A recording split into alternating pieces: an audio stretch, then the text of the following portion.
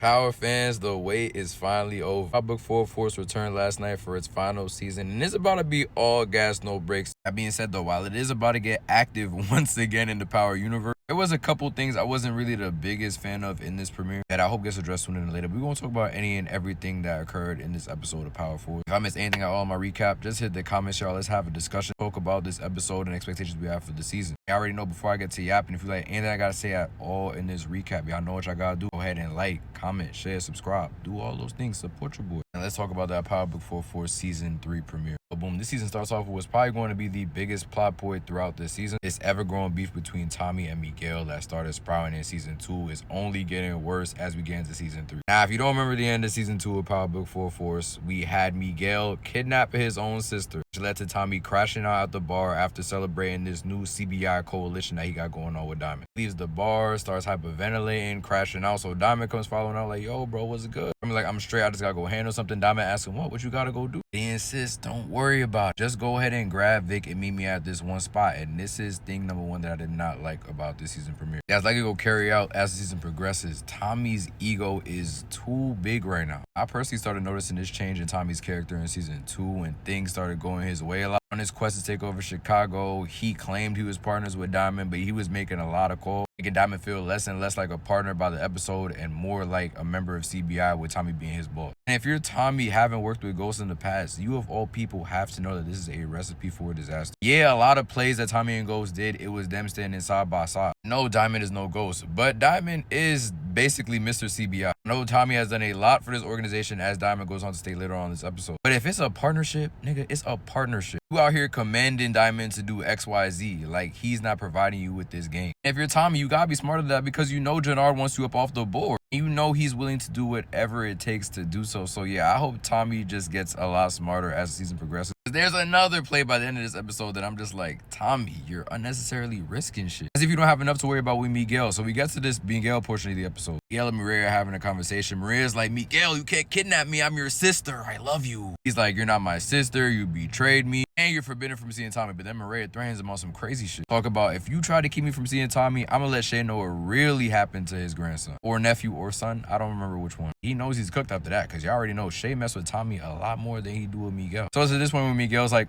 all right, I'll let you rock with this dude. After this conversation, we see Tommy pull up to Miguel's spot. Tommy yelling, if you did anything to Mireya, I'm gonna kill you.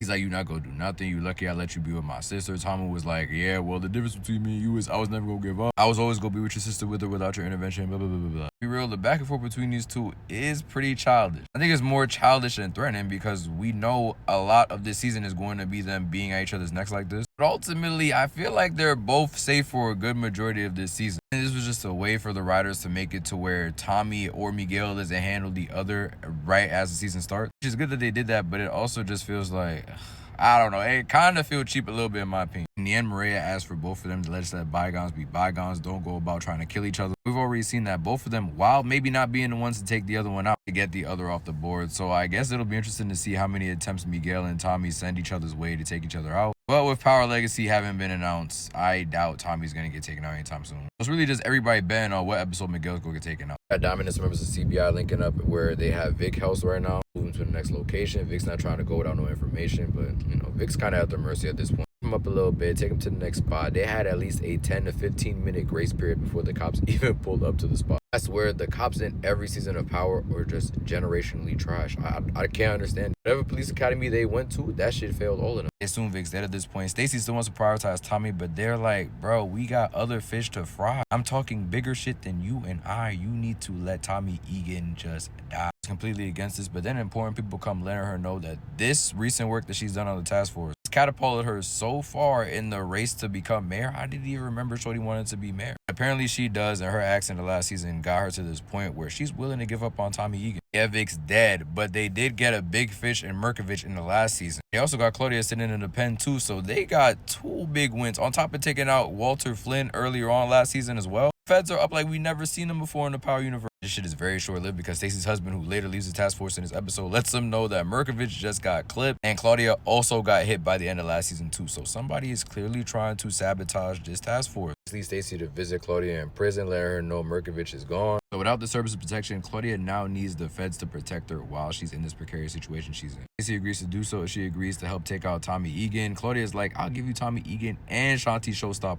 She trifling too. I want them both off the board. So we see Claudia use the remaining contacts she has left in Ortega to set up Tommy and Shanti by the end of this episode. But of course, Tommy's the main character, and if you run with the main character, you're gonna be alright as well. The old girl that Claudia was messing with in the last season comes to visit her in prison and gives her the bad news that both, I repeat, both of them survived this ordeal. So she need to sleep with one eye open going forward. We request 24-hour around-the-clock protection from the police. Now that Tommy knows that Claudia still survived, yeah, it's up for her at some point. Honestly, they should have made sure she was gone the first time, but I guess it's convenient that she's around now. That's another decision that I'm like, was a decision, because what is Claudia really going to be doing from her bed this season? I'm even more mad because it just feels like Liliana wasn't properly slid for. I need this girl to be taken out immediately. Speaking of Flames, we got Vic meeting up with Stacey in this episode as well. He's trying to get up out of this shit, go into witness protection, but Stacey's like, I think it'll be better if you stay to Chicago. You can get us intel to help our organization, and I could even get your sister up off the board for you too. Wouldn't you want that? At this point, Vic is saying F all. Like, he's still big. I need to get up out of Chicago. Vince is on this episode, gives his final goodbyes. We see him about to leave by the end of the episode. Then Tommy and Diamond catch him like, where you thought you was going? That's like when Tommy really thought he was going to Barcelona by the end of season 2. Like, you were not going nowhere with that girl. It's honestly a miracle she's still alive, mess with your ass with your track record. Tommy got Vic dead to rights, but he chooses to keep him around because now he essentially also has the feds in his back pocket. Now, I'm not mad at the logic, but just off of you keeping Vic alive, who's shown that he cannot be trusted, 1. And 2, we know he's connected with the feds. He can be telling them anything. Unless you have somebody 24/7 around him, I just don't think this was a good idea keeping him alive. And it being the final season, I don't know, I just feel like bodies need to be dropping, especially with this impending war, but I know it's still starting up. I'm gonna give him a little grace period before bodies start to drop. I just felt like this would have been an opportune moment to at least get one of the Flynns off the board. First thing we get a Jannard and Shanti, and they're in here hunching in the boxing ring. I'm like, there's no way else y'all could have did this for real. They out here having celebratory sex before they've even seen Tommy's body. They really thought bro was about to be 6 feet in the ground. They're getting worried because they have not heard from Miguel just yet. Later on in the episode, we see Tommy pull up on them talking about what's up, party people. And the look on their faces, they look like they just seen a ghost. No pun intended. I give them the benefit of the doubt because this is only Tommy's second season in Chicago. But y'all need to now know that it is going to take a lot more than just blind faith to believe you're going to take Tommy EGAN up off the board. If either of them make it to Power Legacy, I feel like there are a lot of death flags on Shanti's head. I was surprised that she didn't get dropped off in this episode as well. I think it's going to happen. She's just way too power hungry. She's playing the game of power too hard, willing to take Diamond up off the board with Tommy. And you know Jannard is not going to be down for that, even if he says he is. So it'll definitely be interesting to see how that storyline plays out. We also get Diamond and Jannard linking up in this episode. Jannard trying to plant in Diamond's ear that Tommy was already messing with Mireya this whole time. That you need to watch out for him because he low-key could be working with Miguel behind your back. He gets Diamond paranoid. Him and Tommy have a conversation later on in the episode, which I think that they should have been had at the end of season 2, really, about how Tommy's calling all his shots and he's not including Diamond as a partner a lot of the time. But will Tommy listen to this conversation? Probably not. If he being for real, Diamond's probably going to lead Jannard's way as the season continues to progress. But I got a whole video that I'm going to talk about all that in, so y'all stay tuned for that. No word from JP in this episode, but we did see his son on 2 separate occasions in this episode. This man D-Mac want to stay in the streets so bad. He's homeless currently and he's looking for work not at a Chick-fil-A, not at your local Regal Theater. He's trying to get deep with CBI. Diamond's telling him, bro, it's mad hot right now. We got a lot of shit going on. You need to stay put for right now. When I tell you we back outside, we back outside. Once again, Jannard getting word from the relative of the dude that D-Mac took out in the last season that he need D-Mac off the board right now within this week or he is going to unleash hell on CBI. So Jannard is prioritizing that, but not really. He got D-Mac in the car in this episode. I'm like, bro, all you have to do is raise the piece up on this little dude and it would have been over. You even telling Diamond, yeah, man, you know, he telling me I gotta take D-Mac off the board. He like, all right, we'll do it in a way. Don't come back to CBI. You put on God you is gonna take him out, Jannard. You gotta do that shit now. I think it just took him to the gym that him and Shanti be at for the moment. They gonna figure out what to do with him. But more than likely, just get him good with CBI. I mean, D-Mac is not dying no time soon, in my opinion. And it definitely ain't gonna be from Jannard if it's gonna be from anybody. Finally, we get one more exchange between Miguel and Tommy by the end of this episode after Miguel sneaks in just at the most opportune time. Form connections with the Albanians after Merkovich is taken up off the board.